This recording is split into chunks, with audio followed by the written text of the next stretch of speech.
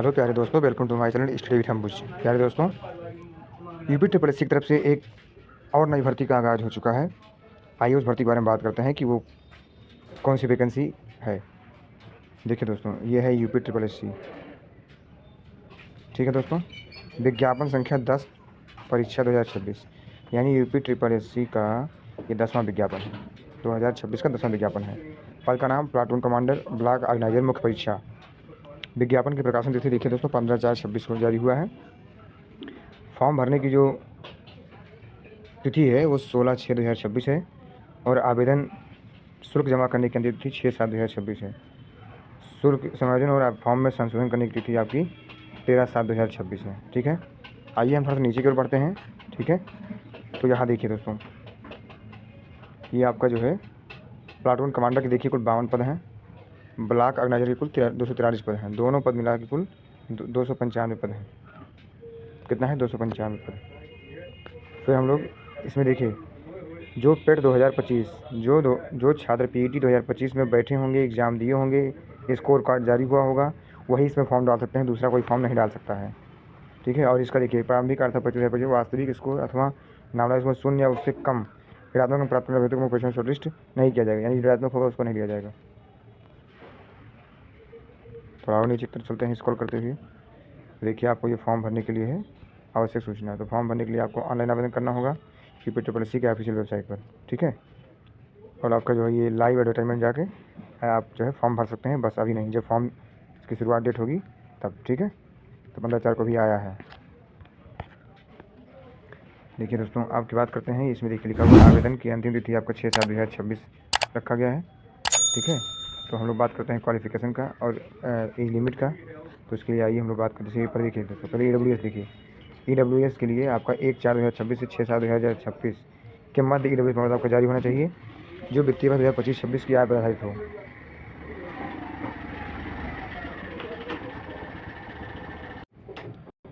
फिर हम लोग आते हैं नीचे की तरफ स्क्रॉल करते हुए। तो आइए हम बात करते हैं अब आपका आवेदन कैसे किया जाएगा। तो देखिए यहाँ है, आप प्रारंभिक अर्थ परीक्षा 2025 का रजिस्ट्रेशन नंबर के सापेक्ष जो मोबाइल नंबर OTP लगा हुआ उसी से होगा। और देखिए दोस्तों, आपका जो PET का फॉर्म रजिस्ट्रेशन है उसी रजिस्ट्रेशन से आपका फॉर्म भरना है। ठीक है, जो आपका पेड का फॉर्म है भरे हैं उसी का रजिस्ट्रेशन में डालेंगे तो सारा डाटा खुल के आ जाएगा। देखिए, लॉगिन करने के बाद जो आपकी दर्ज की गई सारी डिटेल है, जैसे नाम, पिता का नाम, माता का नाम, उत्तर प्रदेश के निवासी, EWS, जन्मतिथि, लिंग, वैवाहिक स्थिति, ये सब चीज़ पहले से ही ओपन होकर आ जाएगा। फिर नीचे की तरफ बढ़ के आएंगे तो जो चीज़ें उसमें बदलनी होती है उसमें आप जो है आप बदल पाएंगे। और हम बात कर लेते हैं योग्यता का। तो योग्यता के लिए हम नीचे आएंगे। देखिए, इसमें आपका फ़ोटो और हस्ताक्षर अपलोड होगा और अन्य विवरण में कुछ ऐसा नहीं दिया हुआ है। फीस भुगतान के लिए आइए हम बताते हैं आपको कि फ़ीस आपको कितनी देनी होगी।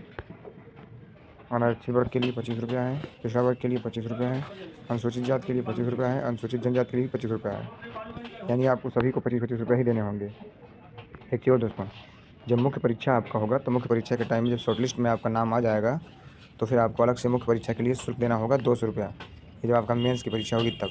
ठीक है, और फॉर्म देखिए, फॉर्म का प्रिंट आउट लेकर रख लीजिएगा। ठीक है, और आवेदन में संशोधन के लिए है। आवेदन में संशोधन जो है कर सकते हैं आप, उसमें PT रजिस्ट्रेशन में डाल के जो है लॉगिन कर लीजिएगा। लॉगिन करने के बाद जो मॉडिफाइड एप्लीकेशन दिखाई देगा, OTP डाल के आप वहाँ पे जो भी करेक्शन होगा कर सकते हैं। ठीक है, और हम लोग नीचे की तरफ आ जाते हैं दोस्तों। नीचे की तरफ थोड़ा स्क्रॉल करके देखिए, ये है आपका होमगार्ड मुख्यालय उत्तर प्रदेश लखनऊ, ब्लॉक ऑर्गेनाइजर का देखिए 98 जनरल की सीट है, अनुसूचित जाति 48, अनुसूचित जनजाति 2, अन्य पिछड़ा 71, कुल 243 सीट है।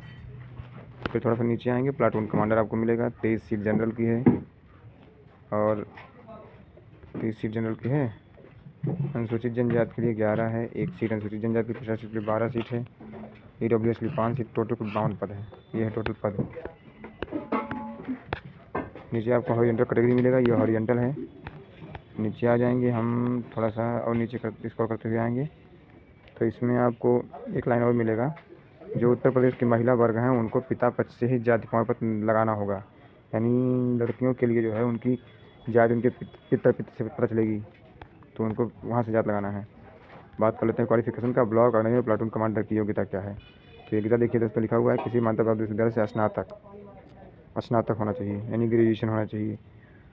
ठीक है, बात कर लेते हैं अब एज की। देखिए एज आ गया आपके सामने। तो ये देखिए दोनों पद के लिए एज आपकी बात करी गई है कि आपकी न्यूनतम आयु 21 साल और अधिकतम 40 साल। ठीक है, ये आपकी होनी चाहिए। ये आपका एज हो गया। फिर नोट नीचे इसका करते आएंगे चयन का आधार। चयन का आधार दोस्तों आप सबको पता है कि जो परीक्षा होगी, परीक्षा जो होगी उसमें जो मेन चयन जो है, जो शॉर्ट लिस्ट होंगे वो मेंस की मुख्य परीक्षा देंगे। मुख्य परीक्षा में जो जो 15 गुना दिया जाएगा, 15 गुना बच्चों को मेंस कराया जाएगा। मेंस के बाद आपको मेरिट के आधार पे होगा। कुछ इसमें जो है शारीरिक दक्षता भी है। तो शारीरिक दक्षता ये हम लोग देख लेते हैं कि शारीरिक दक्षता में क्या होना है। ये आपका शारीरिक मानदंड है। तो इसमें देखिए आपका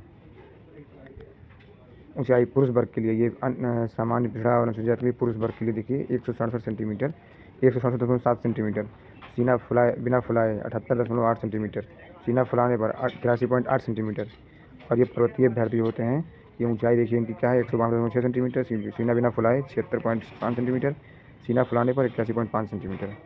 अनुसूचित जाति के लिए देखिए, अनुसूचित जनजाति के लिए ऊंचाई आपकी 100 सेंटीमीटर, कितना है 160 सेंटीमीटर, सर दोस्तों 160 सेंटीमीटर। सीना बिना फुलाए 76.5 सेंटीमीटर, सीना फुलाने पर 81.5 सेंटीमीटर।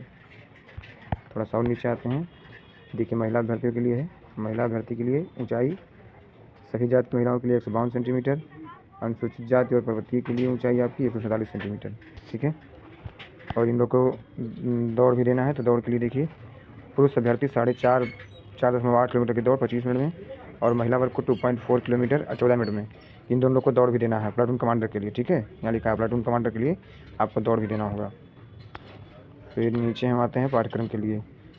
सिलेबस देख लीजिए आप लोग। सिलेबस क्या है आप सबको पता है जो है कि 1/4 आपकी निगेटिव होगी, 100 नंबर के क्वेश्चन होंगे, 1/4 निगेटिव होगा। देखिए भाग 1 में आपका भारत के इतिहास और भारतीय राष्ट्रीय आंदोलन में 5 क्वेश्चन 5 नंबर के आएंगे। फिर नीचे आएंगे देखिए राज्य व्यवस्था में 10 क्वेश्चन 10 नंबर के, भारत इसको भूगोल 5 नंबर 5 क्वेश्चन, अर्थव्यवस्था 10, राष्ट्रीय महत्व समसामयिक की घटनाएं 5, भारतीय खेल 5, मानव शरीर की रचना 5, पर्यावरण पारिस्थितिकी 10, डाटा इंटरप्रिटेशन 10, कंप्यूटर के लिए 15, और उत्तर प्रदेश सबसे ज़्यादा बेटा जी का 20 क्वेश्चन। 2 घंटे में 120, 2 घंटे 120 मिनट। ये आपका विस्तृत सिलेबस है। इसको आप लोग ध्यान दीजिए कौन कौन से टॉपिक पढ़ने हैं। ठीक है, ये टॉपिक बहुत इंपॉर्टेंट है, इसको आप लोग ध्यान दीजिएगा। ठीक है दोस्तों, जब अच्छे से इसको नोट कर लीजिएगा। ठीक है दोस्तों, मिलते हैं जो है नेक्स्ट अपडेट के साथ नेक्स्ट वीडियो में। तब तक हमारे चैनल से आप सब्सक्राइब करिए, लाइक करिए, शेयर करिए, कमेंट करिए। धन्यवाद दोस्तों।